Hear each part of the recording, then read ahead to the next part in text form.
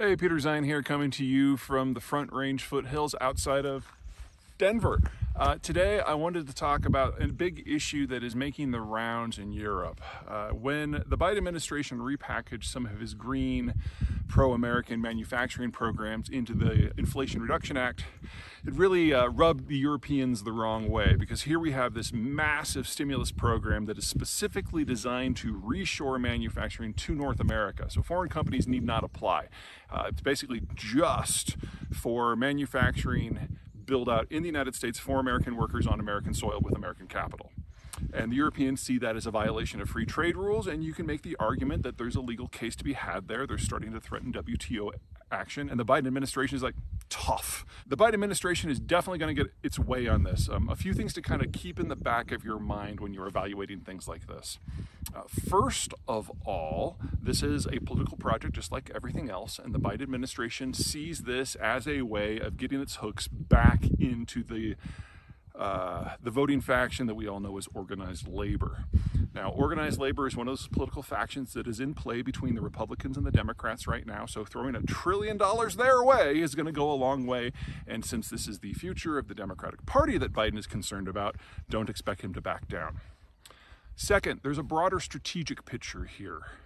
Part of the whole idea of the globalized order that the United States created at the end of World War II was that if you let us write your security policies vis-a-vis the Soviet Union in the Cold War, then we will use our Navy to guarantee your commerce no matter where it goes, and we will allow you near duty-free access into the American market, and you do not have to grant us reciprocal access.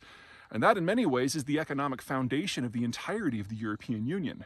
So the Europeans have been thinking this way now since 1945, but the Cold War ended back in 1989, and the Americans have been moving away from it incrementally ever since. Obama was very populist, Trump was more populist, Biden was the most populist. We have now had 3 presidents in a row that, from a foreign economic point of view, have had exactly the same policy with different levels of attention and different levels of grammar checking. So if you're an ideologue, suck on that for a little bit. I'm sure it's really uncomfortable. But the bottom line is the American political system no longer subscribes to this guns and butter trade deal that we had that dates back 75 years now. So the Europeans are now having to deal with a more level playing field, and they're finding it very uncomfortable.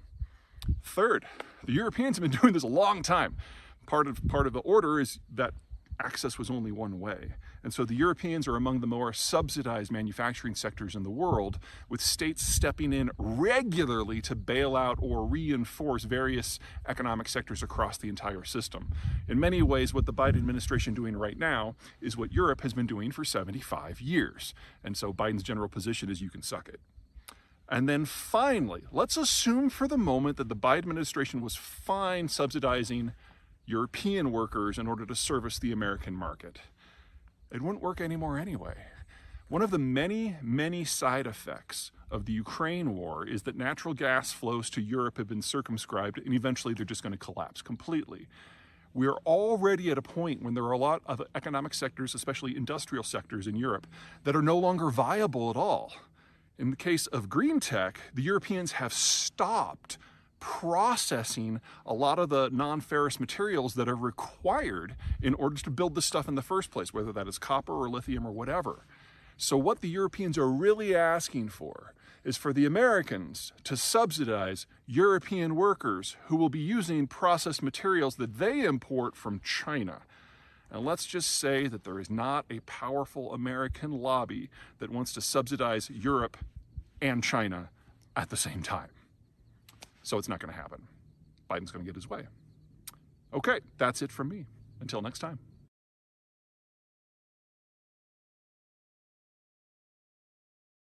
Hey everyone, Peter Zeihan here, coming to you from Chattanooga. Today we of course have to talk about Brazil, because we've had elections there over the weekend, which resulted in a narrow win for Lula, who is the center-left candidate, who is a former president, now again the current president.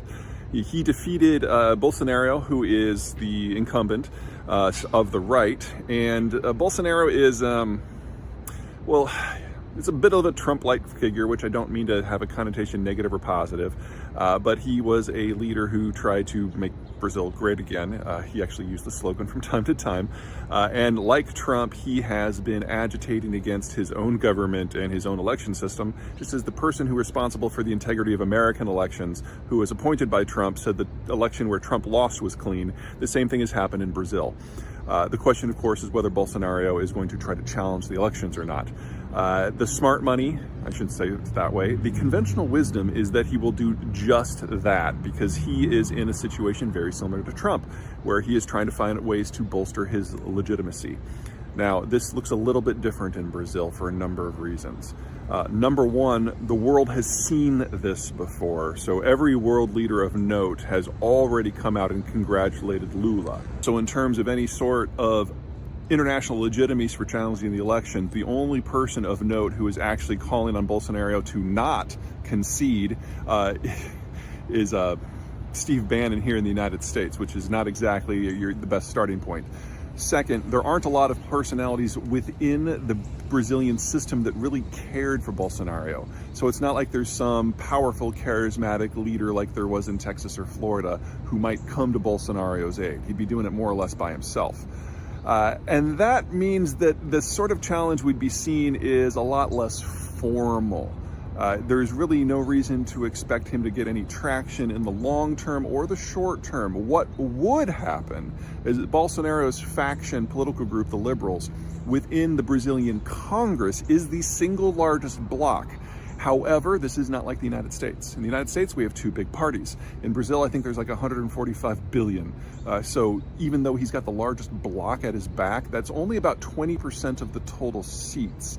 That doesn't move the needle enough in terms of overthrowing the election by any sort of meaningful way. So there's no court route here. There's no legislative route here. There's no international route here. There's no state government route here. That doesn't mean that he can't try, and it doesn't mean that he won't try to be difficult about it. But I think his actions or lack thereof since the elections a couple days ago speak volumes. Bolsonaro did not concede. In fact, he said nothing. The night of the election, he just went to bed. So he is thinking very, very hard about what his next steps are going to be, and there's no obvious path. That means in the worst case scenario, we're going to be looking at legislative gridlock within the Brazilian system, which would, in my opinion, match the legislative gridlock that we have seen in the Brazilian system for the last 15 years. So, not so bad. Okay, that's it for me. Until next time.